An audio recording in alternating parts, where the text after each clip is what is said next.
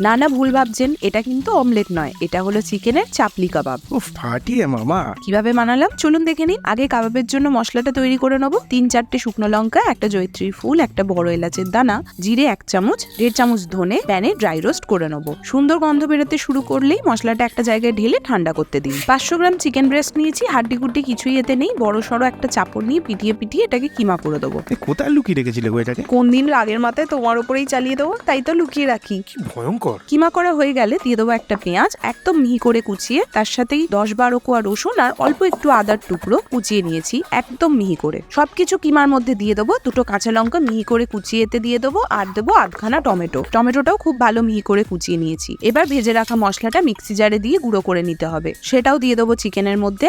দেবো একটা বড় ডিম, এটা চিকেনের কাবাবটাকে সফট রাখবে। স্বাদ মতো নুন দিয়ে মিশ্রণটা ভালো করে মেখে নেবো। দিয়ে দেবো অল্প একটু বেসন বাইন্ডিং এর জন্য। এবার একটা বড় সাইজের টমেটো নিয়ে গোল গোল স্লাইস করে কেটে নেবো। এবার কাবাব বানানোটা দেখাবো, ভালো করে দেখুন। একটা কাঁচের প্লেটে প্রথমেই আমি একটু সাদা তেল মাখিয়ে নিয়েছি। এবার চিকেনের মিশ্রণটা প্লেটে ছড়িয়ে গোল গোল করে শেপ দিয়ে দেবো। হাত দিয়ে একটু চেপে চেপেই কাজটা হয়ে যাবে। মাঝখানে একটা টমেটো স্লাইস একটু চেপে বসিয়ে দেবো। এবার চাপলি কাবাবটা নিয়ে খুব সাবধানে তেলে ছেড়ে দেবো। আঁচটা মিডিয়াম রাখবো যাতে ভেতর পর্যন্ত ভালো করে ভাজা হয়ে যায়। এক পিঠ ভাজা হলেই খুব সাবধানে এটাকে উল্টে দিতে হবে। দুদিক গোল্ডেন করে ভেজে তুলে নিলেই আমাদের চাপলি কাবাব রেডি। এবার পছন্দসই ডিপ না হলে গ্রিন চাটনি দিয়ে সার্ভ করুন।